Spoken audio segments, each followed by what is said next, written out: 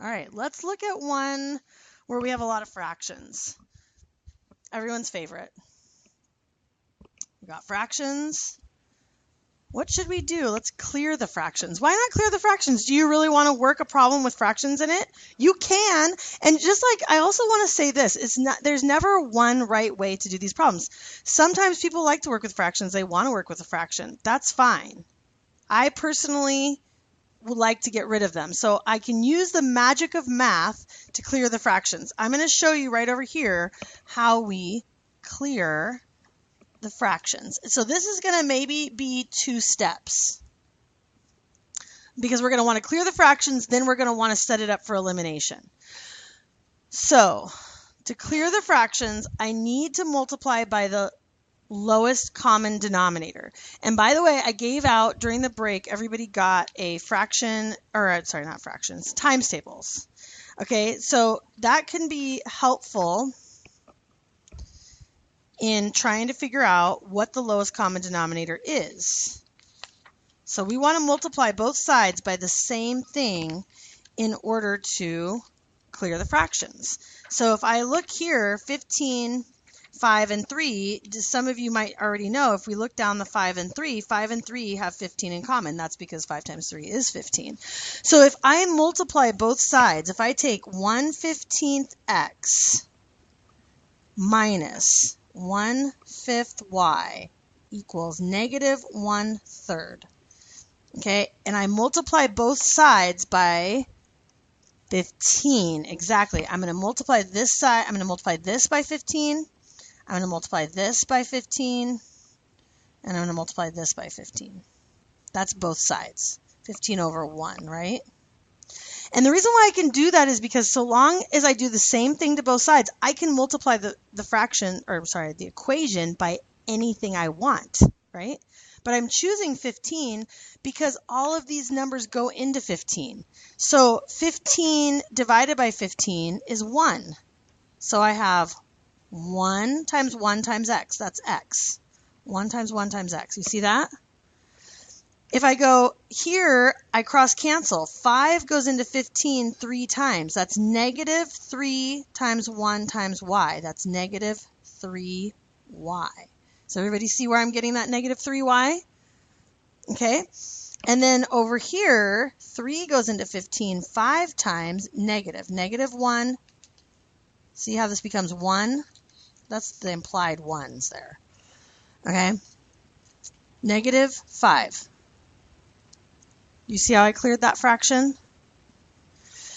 Now with 20, 15, and 12, it's a little bit harder to come up with the lowest common denominator. Do you know what it is already? 60. How did you come up with that so fast? I don't know. 15. Okay, you could use prime factorization. Prime factorization. Okay. 20 is equal to 4 times 5, but that's not prime yet. 2 times 2 times 5. So that's the prime factorization of 20, right? Those are the numbers that multiply together to give you 20. 15 is 3 times 5. 12 is 4 times 3, which is 2 times 2 times 3. So to find the lowest common denominator, and I'm going to be posting some more about these in my Math 20 videos as well, so you can go back to fractions a little bit. I think a lot of us need to brush up on fractions. But the lowest common denominator has to include all of 12, which is, 4 times 3. It has to include all of 20, and has to include all of 15. So the 15 and the 20 both share a 5, so I only need one 5. The 20 and the 12 share a 4, so I only need one 4. 2 times 2 is 4. And then the 15 and the 12 share a 3, so I need a 3. See how 4 times 3 is 12, 4 times 5 is 20, 3 times 5 is 15. So everything is represented there. And if we multiply that together, I have 20 times 3, or 60. Okay, so we probably, that would be good to go over in more detail, but time is of the essence. So we're going to multiply both sides by 60. 60 times 1/20 x minus 60 times 1/15 y equals 1/12 times 60. And I keep putting the 60, I keep putting it over the whole number over 1, right? If I multiply both sides by 60, I'm multiplying it by 60 over 1. Now the cross canceling begins. What is 20? How many times does 20 go into 60? 3 times, 3x, right? Because here's 20 times 3 is 60. So does everybody understand how I got 3x there? 60 divided by 20? That's why the fraction clears, right? Because they all divide evenly. How many times does 15 go into 60? 4. So that's minus 4y. Do we see that? And how many times does 12 go into 60? 5. Look at that, 3, 4, 5. So those are our two equations with the fractions cleared, okay? Now we're going to look at both of them. I'm just going to rewrite them here.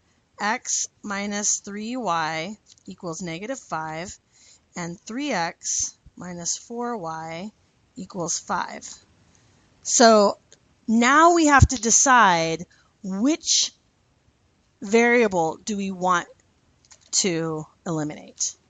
What would you say is the easier one? You can always do it the hard way. It's just like sometimes people find the least common denominator when they're adding fractions. Sometimes they don't find the least, but they still add. Yes,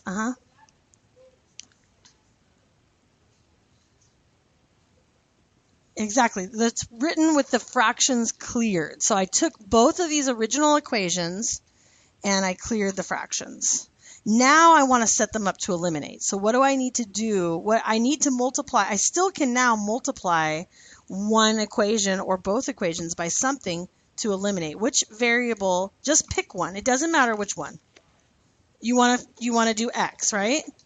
Because what would, if you did y, you would have to multiply this one by a positive 4 and this one by a 3. But if I do the x's, what do I need to change? What's the coefficient in front of x? 1. So what do I need to change it to? Negative 3. So that means I'm going to multiply this by negative 3. I'm going to multiply this by negative 3 and this by negative 3. I'm multiply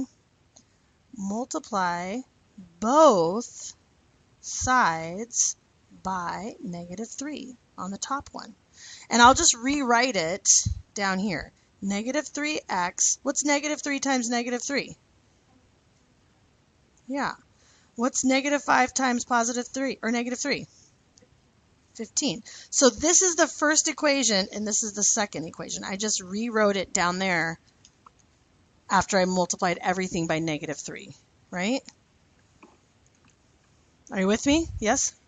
What's that? What's that? That's what we want, right? So if I multiply this by negative 3, now when this is my two equations that I'm adding together, the x's, we want them to eliminate so that we only have a y left, right? That was the whole point. That's the whole point. We're trying to set it up so we can eliminate one variable. So negative 4y plus, these eliminate. Eliminated the x.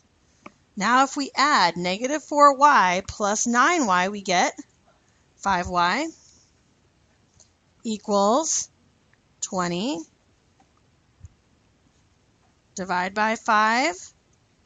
We get y equals 4. 4? Okay. We get y equals 4. I'm going to be plugging in y equals 4 in order to solve in here. And I'm wondering if I might need to take some more scrap paper up here so that if I run out of space. I've been writing quite large to eliminate the fractions.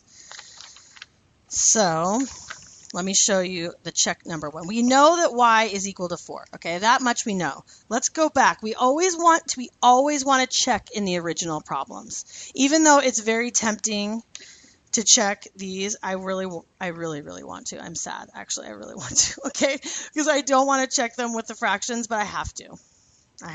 All right, it's okay. We're going to work on fractions because you guys, I want to tell you in Math 95, you're not only going to be working with fractions, you're going to be mixing the algebra up in the fractions. So you're going to do what's called rational equations.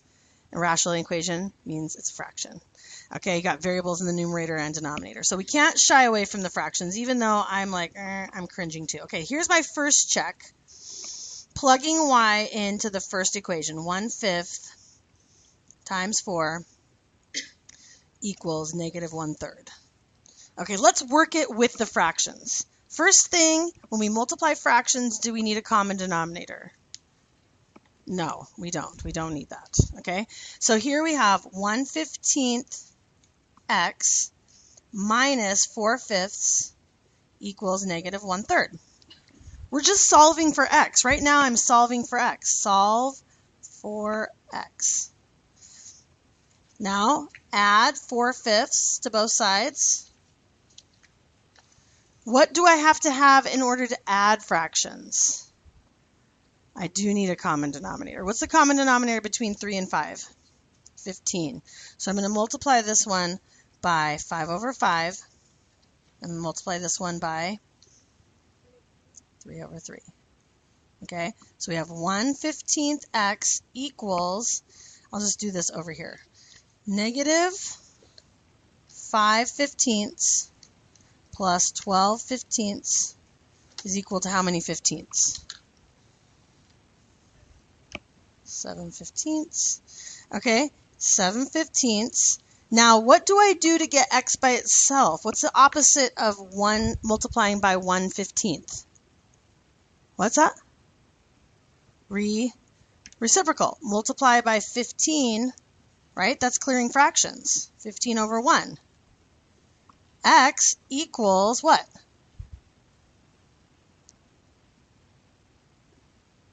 Can we cross cancel? 7. Because these cancel, right? X equals 7. So far we have 7 and 4. But I didn't check it. Do you feel uncomfortable with this solution? Is the solution. Does anyone feel uncomfortable right now? Yes, we have to do the second check. Okay, we need to do the second check. I wanted you to feel uncomfortable. So she didn't do the second check. Again, I'm going to work it with the fractions in it. Okay, so I'm going to take that second equation, which is right here, 1/20.